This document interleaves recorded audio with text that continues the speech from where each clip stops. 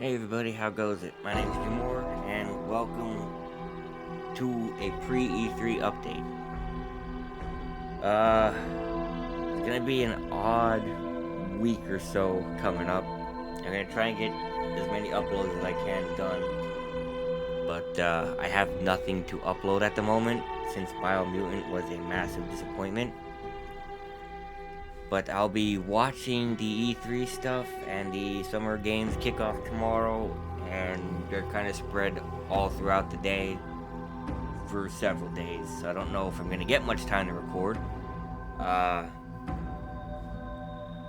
we do have quite a few things coming. Final Fantasy VII's Integrate PS5 version, whatever, comes out tomorrow. That'll be the first thing I record because Yuffie's DLC will be smaller than the games. And as soon as I figure out that my save file upload thingy worked, I'm gonna give my PS4 version to my friend because I want to have all the. I feel like it's all gonna be out during PS5's time, and I just want it all looking nice on my shelf with PS5 versions. Thankfully, I got a lot of tips recently, but I'll be recording that first. I do need to apologize because audio might not be good.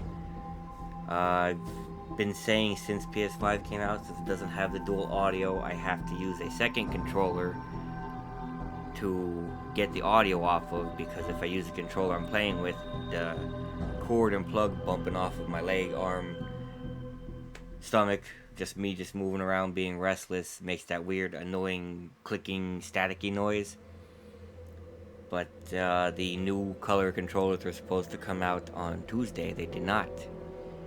And yeah, so I'd have one controller now. So I'll have to do it that way and just try not to bump it around. Unless, like, the websites are saying they'll be there Friday. I don't know.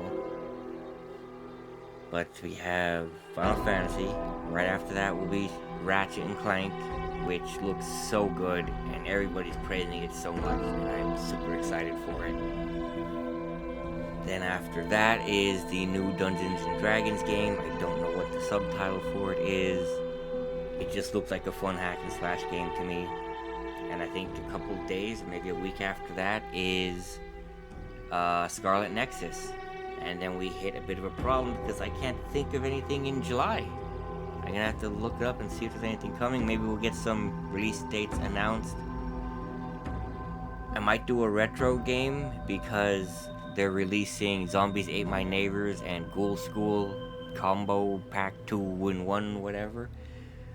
I remember being a little kid playing Zombies Ate My Neighbors on Super Nintendo at my uncle's house, like with my cousins and all, whenever we'd have like a holiday gathering, because that game was just so much fun. And I remember never getting any further than the second level, because I just remember the outdoor backyard level and a grocery store. I remember nothing else. I didn't even know what Ghoul School was or that it was a sequel or anything. But I am super excited to play that. I'm getting that. I'm buying it twice. I'm buying it once on the Switch so I could play it around just whenever. I'm buying it once on the PlayStation so my friend and I could play it co-op together for something to do until Kiwi comes out. And Back for Blood. But there's really nothing for July that I know off the top of my head. August is Kenna.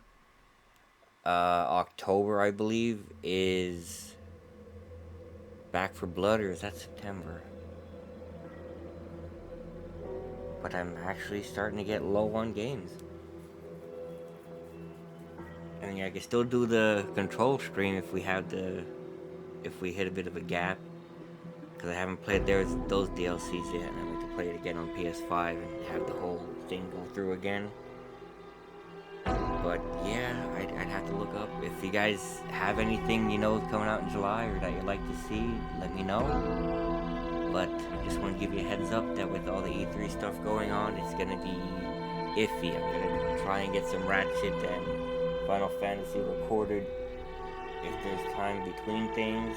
I'm going to do my best, but looking at the schedule, it's like, oh, starts at 12, next one's at 2. Probably an hour between by the time I get everything set up and going and may not even be able to get a video recorded. I would love to get the platinum for Resident Evil Village, but I am not good enough at mercenaries. I just can't get the rhythm for the right rankings. Biomutant was an absolute disappointment. It was not finished, honestly. There are a lot of broken quests. The basic mechanics of the game didn't work for anybody that's looking to play it. You know, you do the puzzles, and the first one you get to do in like the tutorial, it says, you know, you have 10 moves. And you'll get more moves the more you raise your intellect. So like your mutant psychic power stuff. By the end of the game, even though I leveled up everything equally, because I didn't really have a preference for anything. I don't know. I literally leveled up intellect just because I wanted more turns. By the end of the game, when I was 3 times the intellect I started with, I still had 10 moves. They didn't go up once.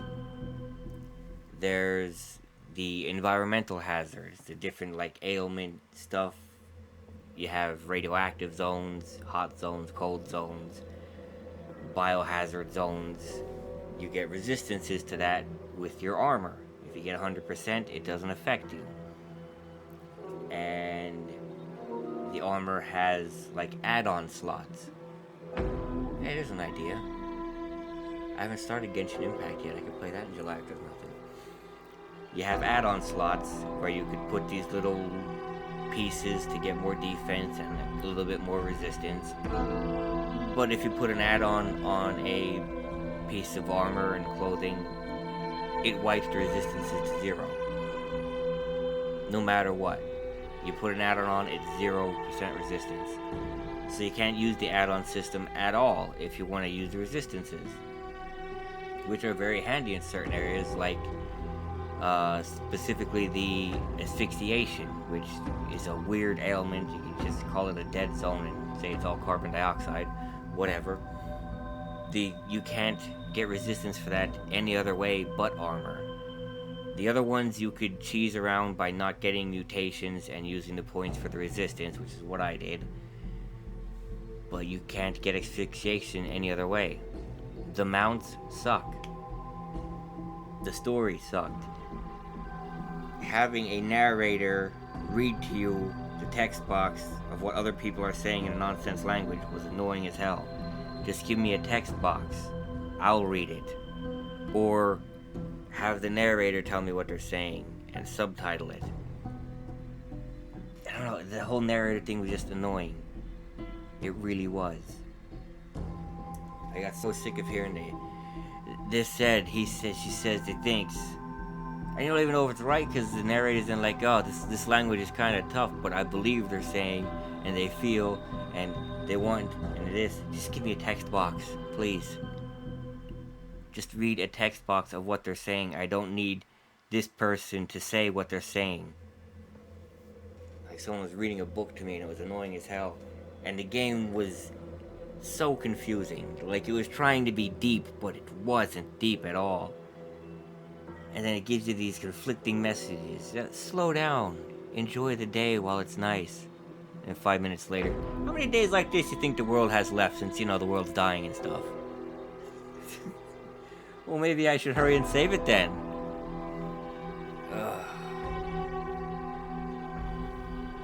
It was just not good. I blazed through it as fast as I can. I gave up on doing most of the quests. And the loot, most of the time, pointless. About 4 hours in, I found some gun parts that were really good. By the time I finished the game at 20 hours, I was using the same parts. I never got any better loot. It was ridiculous. I don't know. I don't even know if the game could have been better. Because there's just so much that I did not enjoy with it. The story itself didn't make any sense because they immediately make it conflicting. It was like the developers even knew people didn't want to play this game. Because one of the main quests you have to do is a tribe war, where you either have to take out the tribes or bring all the tribes together. There's like 6 of them. I did 2, which made no sense. I think I might have done 3. I joined 1, did the one opposite. No, I did 3, because I joined 1, beat 1, and then they gave me an area with a second one to beat. I beat them, and then the game was just like, you want to continue the tribe war, or do you want to just, let them surrender and have this quest be over?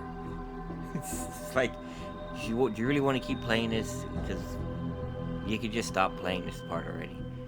That's all it's asking you. It's like, do you want to keep doing these boring missions over and over again, or have you had enough? Are you done? I was done. And a huge section of the map I never had to go to. Didn't matter. Just because I picked not doing that anymore. And it immediately tells you, you're supposed to save this world tree. So you could save the planet. And everything will be great. And then you leave, and it gives you a choice. You want to join the tribe that wants to save the world, or you want to join the tribe that wants to destroy the world? Well, given the point of the game being to save the world, as I was just told, if I didn't want to, I would just stop playing. You could have just said that the world tree being saved might stabilize stuff, and then give me gameplay and events and all to make me wonder, is this world worth saving, and then let me choose? But you told me to do it. That's one of the main quests. And the ending was awful. It made no sense. I guess it makes sense if you destroy it, but that wasn't the point of the one quest. So, I don't know how you destroy it, considering you wouldn't get to the end without completing the main quest of saving the world. And then you're just like, yeah, you saved the world.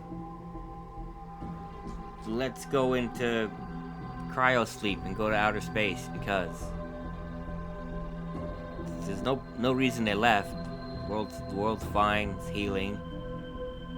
You're just doing it because reasons, yeah. I didn't like it. It wasn't a good game. Anyway, I'm going to wrap this up. It's getting a little long. Thanks for watching. Hope to see you soon. And I'm going to try and get the videos out as soon as possible. Hopefully there's lots of good announcements at E3. And I will see you next time. Have a good one.